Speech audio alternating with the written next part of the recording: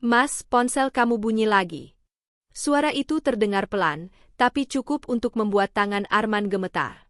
Ia buru-buru membalik layar ponselnya, mematikan notifikasi, lalu berdiri. Aku keluar sebentar, katanya singkat, tanpa menatap istrinya. Di balik pintu kamar, Alia terdiam. Dadanya sesak.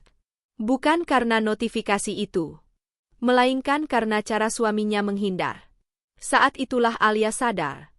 Rumah tangganya sedang berada di ujung retak. Assalamualaikum. Terima kasih sudah menonton dan mendengarkan kisah ini. Jangan lupa subscribe, karena setiap cerita mungkin adalah cermin dari hidup kita sendiri. Dan tuliskan di kolom komentar, kamu berasal dari kota mana? Sekarang, mari kita lanjutkan ceritanya. Alia selalu percaya bahwa rumah tangga tidak runtuh dalam satu malam. Ia retak pelan-pelan. Nyaris tak terdengar. Seperti rambut halus di kaca, tak langsung pecah, tapi cukup untuk membuat segalanya tak lagi utuh. Pagi itu, Alia terbangun lebih awal dari biasanya. Jam di dinding baru menunjukkan pukul 5. Langit masih gelap, dan suara azan subuh menggema samar dari kejauhan. Ia bangkit perlahan, memastikan langkahnya tak membangunkan Arman yang masih terlelap di sisi lain ranjang. Dulu, Arman selalu bangun bersamanya. Mereka salat berdampingan. Kadang Arman menggenggam tangannya setelah doa, sambil tersenyum dan berkata, "Terima kasih sudah selalu di sini, ya." Tapi itu dulu. Kini, Alia salat sendiri. Dengan doa yang lebih panjang. Dengan dada yang lebih berat. Selesai salat, Alia menuju dapur. Ia menanak nasi, menggoreng telur, dan menyiapkan bekal untuk Arman, meski ia tak yakin suaminya akan membawanya. Beberapa minggu terakhir, bekal itu sering kembali utuh, dingin, seolah tak pernah disentuh. "Mas lagi makan di luar," begitu alasan Arman. Alia tak bertanya lebih jauh.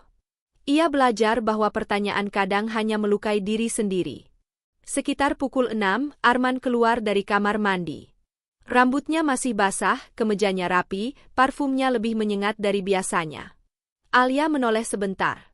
"Mas, sarapan dulu," ucapnya lembut. Arman melirik jam di pergelangan tangannya. "Kayaknya aku telat." "Aku sudah siapin cepat kok." Arman terdiam sesaat, lalu mengambil kunci mobil. "Nanti aja ya." Bukan penolakan yang kasar, tapi cukup dingin untuk menusuk. Alia tersenyum kecil, meski dadanya terasa perih. Iya, hati-hati di jalan.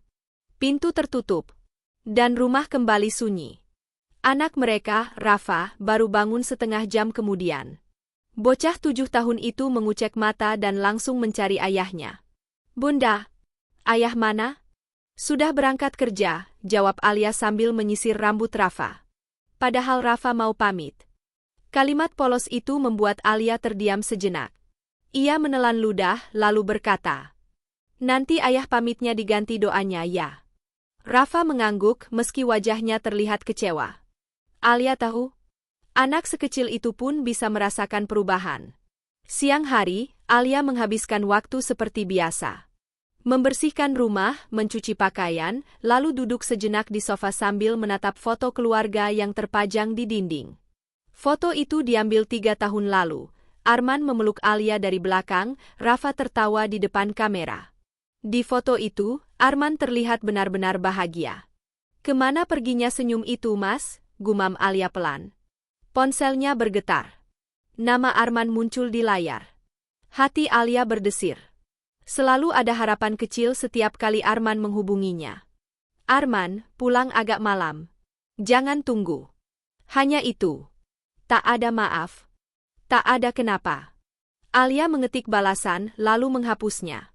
Mengetik lagi. Menghapus lagi. Akhirnya ia hanya menjawab, "Alia, iya." Satu kata yang mengandung begitu banyak rasa, pasrah, lelah, dan kecewa. Malam pun tiba. Rafa tertidur lebih dulu, memeluk bantal kecilnya. Alia duduk di ruang tamu, lampu sengaja ia redupkan. Jam menunjukkan pukul 10. Arman belum pulang. Saat jarum jam mendekati 11, suara mobil terdengar. Alia bangkit. Arman masuk tanpa menatapnya. "Mas capek?" tanya Alia. "Iya, sudah makan?" "Sudah," jawaban singkat. Nada datar. Saat Arman duduk di sofa, ponselnya berbunyi. Sebuah notifikasi masuk. Arman refleks membalik layar ponsel dan berdiri. Aku keluar sebentar, katanya cepat. Alia mematung. Ia menatap punggung suaminya yang menjauh, lalu menunduk. Tangannya gemetar. Bukan karena cemburu berlebihan, tapi karena nalurinya sebagai istri berteriak. Mas, panggil Alia lirih. Arman berhenti, tapi tak menoleh. Ada apa? Alia ragu. Lalu berkata, kalau Mas ada masalah, cerita ke aku. Hening sejenak. Aku baik-baik aja, jawab Arman singkat, lalu melangkah pergi. Pintu tertutup. Dan untuk pertama kalinya, Alia merasa ia bukan lagi tempat pulang bagi suaminya. Malam itu, Alia menangis dalam diam. Tak ada suara. Tak ada isak. Karena ia tahu, ini baru permulaan. Retak itu sudah ada. Dan jika dibiarkan, ia akan menjadi kehancuran. Tidak ada perselingkuhan yang dimulai dengan niat menghancurkan rumah tangga. Ia hampir selalu berawal dari satu hal sederhana, didengarkan. Arman duduk di dalam mobilnya, mesin masih menyala, tapi ia tak segera turun. Di layar ponselnya, sebuah pesan baru masuk. Dina, kamu sudah sampai rumah? Arman terdiam beberapa detik sebelum membalas. Arman, iya. Baru sampai. Ia melirik ke arah rumah. Lampu ruang tamu masih menyala. Alia pasti menunggunya tadi, seperti biasa. Entah kenapa, rasa bersalah itu hanya muncul sekilas, lalu tenggelam oleh rasa lelah yang lebih besar. Dina adalah rekan kerjanya. Satu divisi. Perempuan 28 tahun itu cerdas, rapi, dan tahu kapan harus bicara, dan kapan harus diam. Awalnya, hubungan mereka biasa saja. Sekadar diskusi pekerjaan, laporan proyek, tenggat waktu. Sampai suatu hari, Arman mengeluh tanpa sengaja. Capek ya, kerjaan numpuk terus, katanya sambil menatap layar laptop. Dina menoleh. Kamu kelihatan lelah banget, men. Kamu nggak apa-apa? Pertanyaan itu terdengar biasa. Tapi bagi Arman, itu seperti air dingin di tengah panas. Sejak saat itu, obrolan mereka melebar. Tentang tekanan pekerjaan. Tentang target yang tak masuk akal. Tentang rasa lelah yang tak pernah sempat dibagi. Dan Dina selalu mendengarkan. Tanpa menyela. Tanpa menuntut. Kamu kuat, katanya suatu sore. Nggak semua orang bisa tahan seperti kamu. Kalimat sederhana itu tertanam dalam-dalam. Di rumah, Alia juga lelah. Tapi lelahnya berbeda. Lelah menunggu. Lelah berharap. Lelah menjadi kuat sendirian. Suatu malam, Alia mencoba kembali membuka percakapan. Mas, akhir-akhir ini kamu sering kelihatan jauh. Arman sedang menatap ponsel. Jauh gimana? Kayak, ada di rumah, tapi pikirannya di tempat lain. Arman menghela napas. Kamu kebanyakan mikir. Kalimat itu membuat Alia terdiam. Bukan karena ia setuju. Tapi karena ia merasa tak dipercaya pada perasaannya sendiri. Hari-hari berikutnya berjalan dengan pola yang sama. Arman semakin sering tersenyum sendiri saat melihat ponsel. Alia semakin sering berpura-pura tidak melihat. Sampai suatu sore, Rafa bertanya dengan polos. Bunda, ayah kenapa sekarang sering main HP terus? Alia tercekat. Namanya juga kerjaan, nak. Padahal hatinya berteriak. Itu bukan kerjaan. Malam itu, Arman pulang lebih larut dari biasanya. Alia sudah tertidur setengah sadar saat ponsel Arman bergetar di meja samping ranjang. Layar menyala. Nama Dina terlihat jelas. Alia tidak langsung membacanya. Tangannya gemetar. Jantungnya berdetak keras. Ia memalingkan wajah, menutup mata, berpura-pura tidur. Karena membaca pesan itu berarti menghadapi kenyataan, dan Alia belum siap. Keesokan harinya, Alia mulai memperhatikan detail-detail kecil. Arman kini lebih sering berdandan rapi. Parfum yang dulu jarang dipakai, kini selalu ada. Bahkan caranya berbicara di telepon berubah, lebih pelan, lebih hati-hati. Sementara itu, di kantor, Dina mulai mengambil ruang lebih besar dalam hidup Arman. Kalau kamu capek, istirahat sebentar nggak apa-apa, kata Dina suatu siang. Aku nggak bisa, jawab Arman. Banyak tanggung jawab? Dina tersenyum lembut. Makanya aku bilang kamu hebat. Arman tersenyum balik. Senyum yang tak pernah ia sadari sudah lama tak ia berikan pada Alia. Di rumah, Alia duduk sendirian di dapur, menatap masakan yang mulai dingin. Arman belum pulang. Ia memegang ponselnya, menimbang-nimbang. Akhirnya ia menulis pesan. Alia, Mas, kamu pulang jam berapa? Pesan itu dibaca. Tapi tak langsung dibalas. 10 menit kemudian, baru ada jawaban. Arman, lembur. Satu kata. Tanpa penjelasan. Alia memejamkan mata. Dadanya sesak. Bukan karena cemburu membabi buta. Tapi karena ia merasa perlahan-lahan tergantikan. Malam itu, saat Arman akhirnya pulang, Alia berkata pelan, Mas, aku kangen kamu. Arman terdiam sejenak. Lalu menjawab, aku capek. Kita ngobrol lain kali. Kalimat itu seperti pisau. Bukan karena tajam, tapi karena sering menusuk di tempat yang sama. Saat Arman tertidur, Alia memandang wajah suaminya lama. Wajah yang dulu ia cintai dengan penuh keyakinan. Wajah yang kini terasa asing. Sejak kapan aku harus bersaing dengan orang lain untuk mendapatkan perhatian suamiku sendiri, bisiknya. Di luar sana, Dina tersenyum membaca pesan Arman. Di dalam rumah ini, Alia menangis dalam diam. Dan tanpa disadari siapapun. Segitiga itu telah terbentuk. Bukan oleh niat jahat. Melainkan oleh jarak, diam, dan perhatian yang salah alamat. Kecurigaan tidak datang tiba-tiba. Ia tumbuh perlahan, dari hal-hal kecil yang berulang, sampai hati tak bisa lagi menutup mata. Alia mulai menyadari satu hal. Ia lebih sering menunggu daripada ditemani. Pagi hari, Arman berangkat lebih cepat. Malam hari, ia pulang lebih larut. Di sela-sela itu, ponsel menjadi benda yang tak pernah jauh dari tangannya, bahkan saat makan, bahkan saat Rafa mencoba mengajaknya bicara. Yah, lihat gambar Rafa, kata anak itu sambil menyodorkan buku gambarnya. Sebentar ya, jawab Arman tanpa menoleh. Sebentar yang tak pernah benar-benar sebentar. Alia memperhatikan semuanya dalam diam. Ia tak ingin jadi istri yang curiga berlebihan. Ia tak ingin rumah tangganya hancur hanya karena prasangka. Tapi nalurinya sebagai istri, tak pernah bohong. Suatu sore, Alia menemukan kemeja Arman di keranjang cucian. Ia hendak memasukkannya ke mesin cuci, tapi langkahnya terhenti. Ada aroma parfum asing. Bukan parfum yang biasa Arman pakai. Lebih lembut. Lebih manis.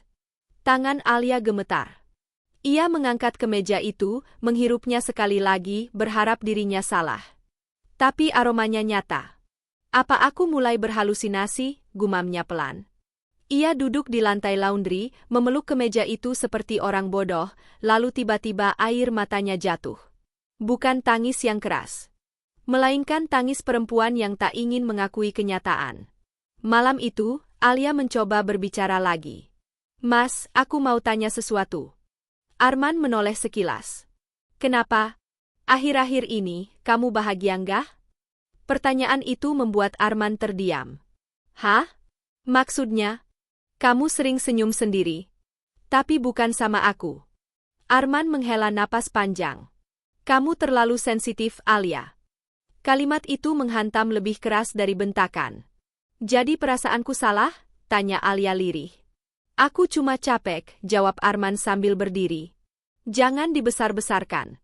Ia pergi ke kamar, meninggalkan Alia sendirian di ruang tamu. Dan untuk pertama kalinya, Alia merasa. Ia sedang berjuang sendirian dalam rumah tangganya sendiri. Di kantor, Arman semakin sering bersama Dina. Bukan karena rencana, tapi karena terasa nyaman. Dina tahu kapan harus bercanda, kapan harus serius. Dina tidak menuntut. Tidak mengeluh. Kamu kelihatan murung hari ini, kata Dina sambil menyerahkan kopi. Di rumah lagi banyak pikiran, jawab Arman tanpa sadar. Kalau mau cerita, aku dengerin, ucap Dina lembut. Dan Arman pun bercerita. Tentang Alia yang berubah pendiam.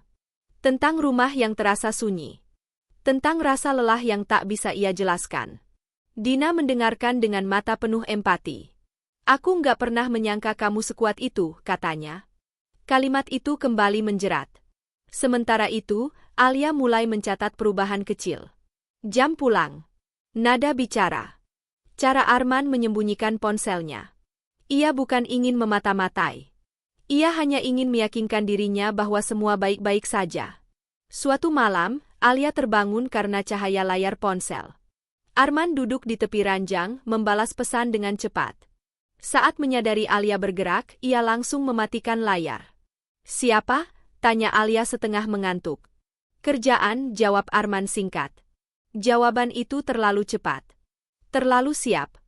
Alia menoleh ke langit-langit. Dadanya terasa sesak. Ia ingin percaya.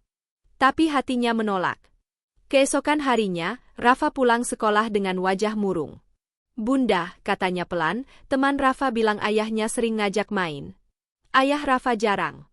Alia terdiam. Ia memeluk anaknya erat. "Maaf ya nak," bisiknya. Entah itu untuk Rafa, atau untuk dirinya sendiri. Malam itu, Alia berdiri di depan cermin kamar mandi. Ia menatap wajahnya sendiri. Wajah yang lelah. Mata yang menyimpan terlalu banyak tanya. Apa aku sudah tidak cukup? Apa aku salah sebagai istri? Apa aku terlalu diam sampai suamiku mencari suara lain? Pertanyaan-pertanyaan itu menggerogoti hatinya. Di sisi lain kota, Arman duduk sendirian di mobil.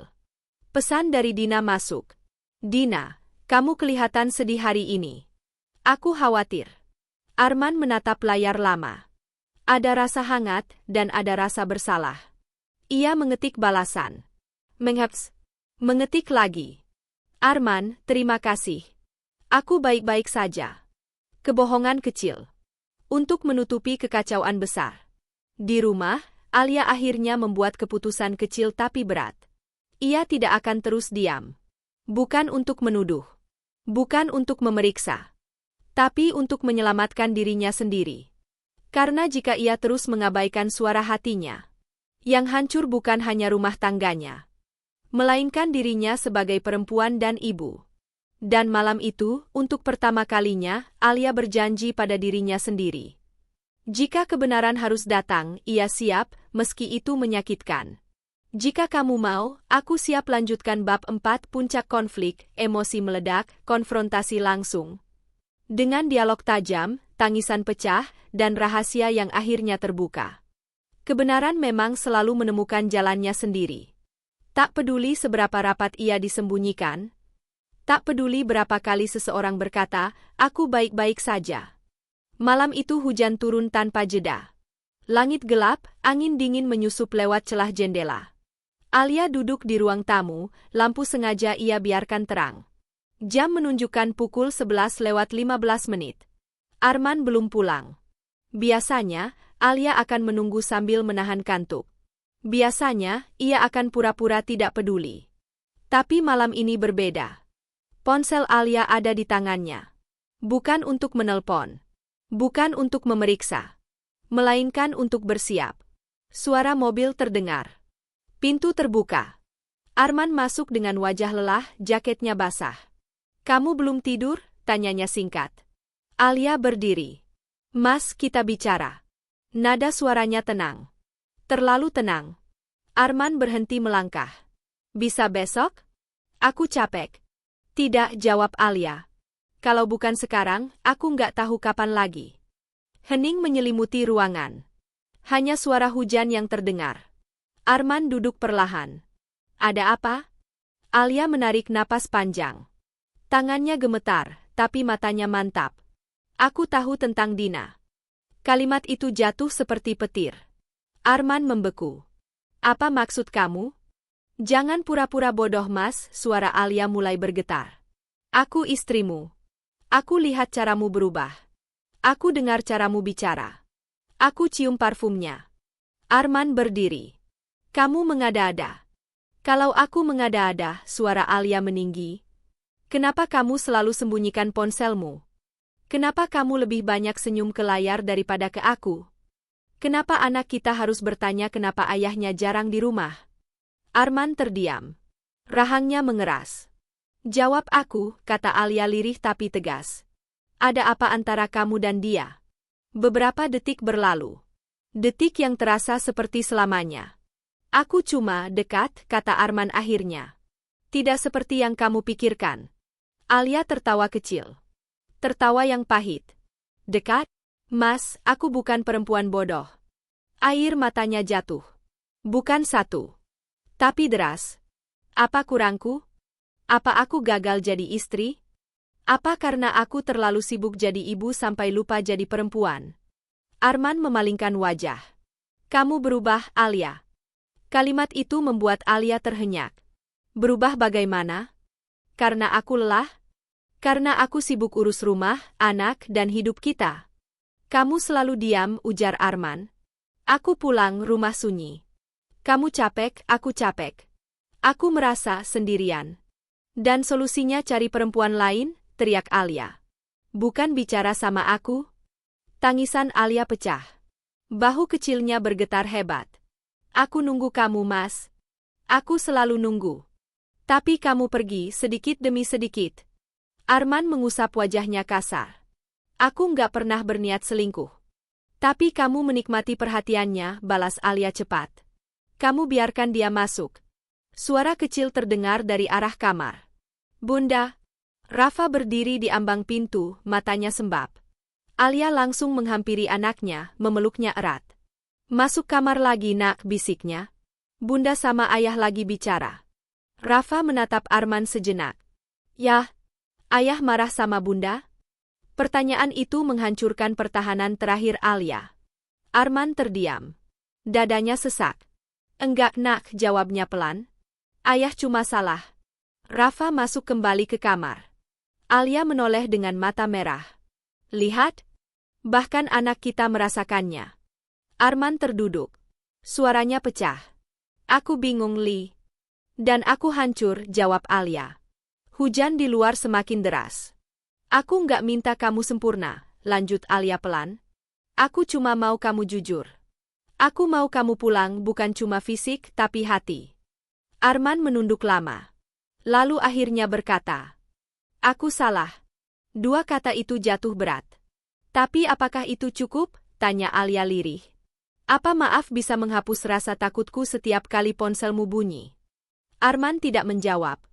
Karena untuk pertama kalinya, ia sadar. Yang hancur bukan hanya kepercayaan Alia. Tapi pondasi rumah tangga mereka. Malam itu tidak ada pelukan. Tidak ada janji manis. Hanya dua orang dewasa yang duduk berhadapan. Dengan luka terbuka. Dan Alia tahu. Setelah malam ini, tak akan ada jalan kembali ke masa sebelum kebenaran terungkap. Yang tersisa hanyalah pilihan. Bertahan dengan luka. Atau melepaskan dengan air mata.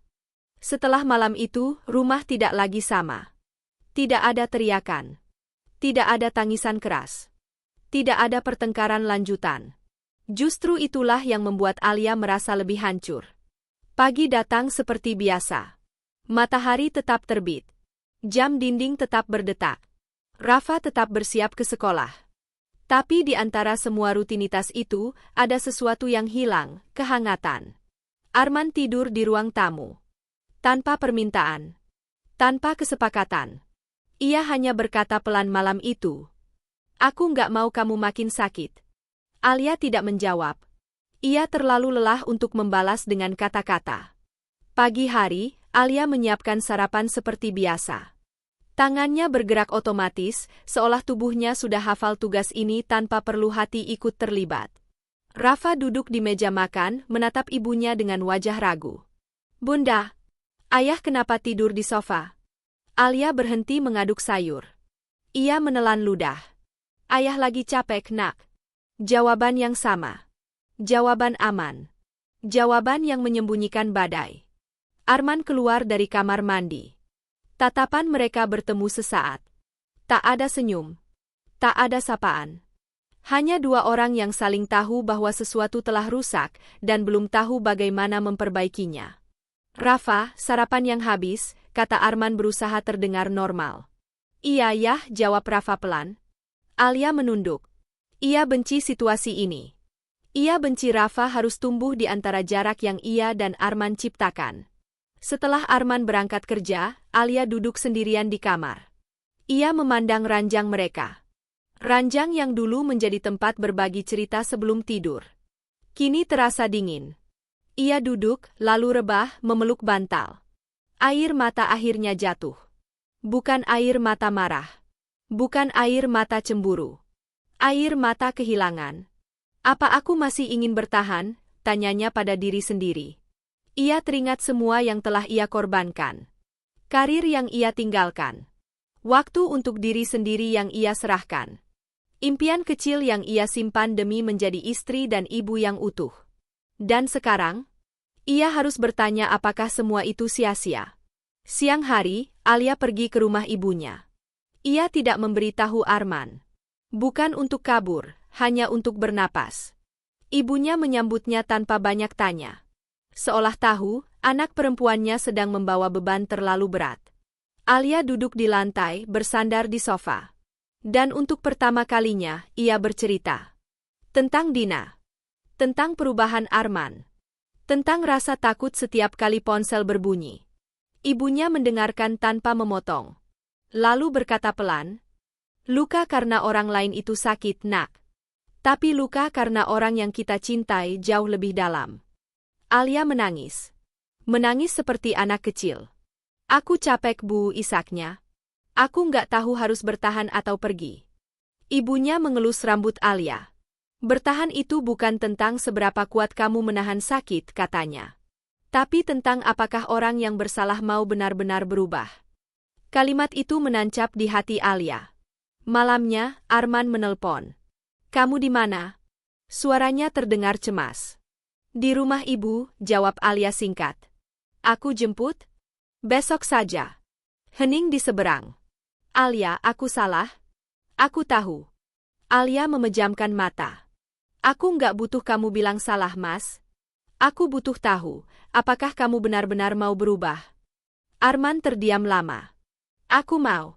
Tapi aku butuh waktu," lanjut Alia. "Bukan buat kamu. Buat aku." Setelah panggilan itu berakhir, Alia duduk di tepi ranjang. Ia menatap jendela, melihat pantulan wajahnya sendiri. Wajah seorang perempuan yang dulu penuh keyakinan. Kini dipenuhi tanda tanya. Ia membayangkan hidup tanpa Arman. Sunyi, tapi mungkin tenang. Ia juga membayangkan bertahan. Penuh perjuangan, tapi ada harapan. Tidak ada pilihan yang tidak menyakitkan, bisiknya. Keesokan harinya, Alia pulang ke rumah. Rafa langsung memeluknya erat. "Bunda jangan pergi lagi," katanya polos. Alia memeluk anaknya lebih erat. "Bunda di sini, Nak." Arman berdiri di ruang tamu. Wajahnya lelah. Matanya sembab. "Alia," katanya pelan. Alia mengangkat tangan. "Mas, aku belum siap bicara panjang." Ia menatap Arman dengan tenang, bukan dingin, bukan marah.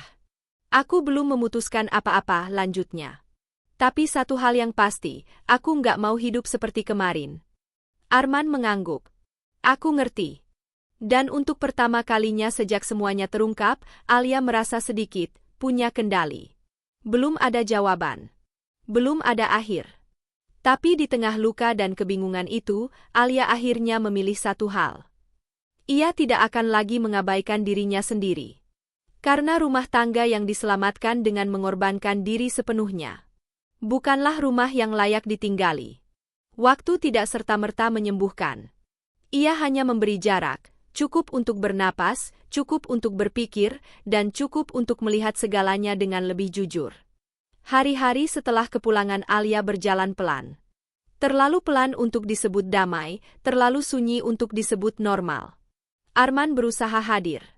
Ia pulang tepat waktu, menaruh ponselnya di meja, menemani Rafa mengerjakan PR, bahkan membantu di dapur, hal yang dulu jarang ia lakukan. Alia melihat semua itu. Ia mengakuinya. Tapi hatinya belum sepenuhnya bergerak. Setiap kali ponsel Arman bergetar, dada Alia masih mengeras. Setiap kali Arman terdiam terlalu lama, pikirannya berlari ke tempat-tempat yang tak ingin ia datangi lagi. "Mas," kata Alia suatu malam saat Rafa sudah tidur. "Aku mau jujur." Arman mengangguk, duduk berhadapan. "Aku dengerin." "Aku lihat usaha kamu," lanjut Alia. "Aku tahu kamu mencoba." Ia menunduk, menarik napas panjang. Tapi kepercayaanku belum kembali. Arman menelan ludah. Aku paham, katanya pelan. Aku tahu ini bukan luka kecil. Hening menyelimuti ruang tamu. Hening yang tidak lagi penuh amarah, tapi dipenuhi kehati-hatian. Aku sudah memutuskan semua komunikasi dengan Dina, ujar Arman akhirnya. Aku minta pindah divisi. Aku tahu ini terdengar terlambat. Alia mengangguk. Bukan soal cepat atau lambat, jawabnya lirih. Tapi soal apakah aku bisa merasa aman lagi. Kalimat itu menggantung di udara. Beberapa hari kemudian, Alia memutuskan menemui Dina. Bukan untuk menuduh, bukan untuk merendahkan, melainkan untuk menutup pintu yang masih terbuka di hatinya. Pertemuan itu singkat. Dina terlihat gugup, matanya menunduk. Aku nggak berniat merebut apapun, kata Dina. Aku cuma merasa didengarkan juga. Alia tersenyum tipis. Aku ngerti. Tapi rasa nyaman yang salah tempat selalu punya harga. Ia berdiri, menatap Dina dengan tenang. Aku tidak membencimu. Tapi aku memilih menjaga keluargaku. Saat Alia melangkah pergi, dadanya terasa lebih ringan. Bukan karena menang. Tapi karena ia akhirnya berdiri untuk dirinya sendiri. Malam itu, Alia duduk di kamar, menatap foto lama mereka bertiga. Ia ingat semua tawa, semua perjuangan, semua awal yang indah. Apakah semua yang rusak harus dibuang? Tanyanya pada diri sendiri. Atau ada yang masih bisa diperbaiki? Arman mengetuk pintu. Aku boleh masuk? Alia mengangguk. Arman duduk di tepi ranjang, menjaga jarak. Aku mau bilang satu hal, katanya pelan. Aku nggak minta kamu cepat memaafkan. Aku cuma minta kesempatan buat membuktikan. Alia menatapnya lama. Wajah itu masih sama. Tapi kepercayaan bukan tentang wajah. Aku kasih kamu kesempatan, kata Alia akhirnya. Tapi bukan janji. Arman mengangguk, matanya berkaca-kaca. Itu sudah lebih dari cukup. Hari-hari berikutnya tidak berubah drastis. Tidak ada pelukan hangat setiap pagi. Tidak ada tawa lepas seperti dulu. Tapi ada kejujuran. Ada usaha. Ada batas-batas yang disepakati. Alia kembali menemukan dirinya. Ia mulai menulis lagi. Mengikuti kelas daring. Mengisi waktunya dengan hal-hal yang sempat ia tinggalkan. Ia belajar bahwa menjadi istri dan ibu tidak berarti menghapus dirinya sendiri. Suatu sore, Rafa menggenggam tangan Alia. Bunda, ayah sekarang sering senyum. Alia tersenyum kecil. Iya nak. Bunda senyum juga, lanjut Rafa polos. Alia terdiam sejenak. Lalu mengangguk. Iya. Bunda belajar senyum lagi. Malam itu, Alia berdiri di depan jendela, menatap langit. Arman berdiri beberapa langkah di belakangnya. Tidak mendekat. Tidak menjauh. Di antara mereka masih ada jarak. Tapi juga ada harapan kecil yang tumbuh perlahan. Alia tahu, esok bisa saja lebih baik. Atau lebih sulit. Tapi kini ia tidak lagi bertahan karena takut. Ia bertahan karena memilih. Dan jika suatu hari ia harus pergi, ia akan pergi tanpa kehilangan dirinya sendiri. Karena rumah tangga bukan soal siapa yang paling kuat menahan luka.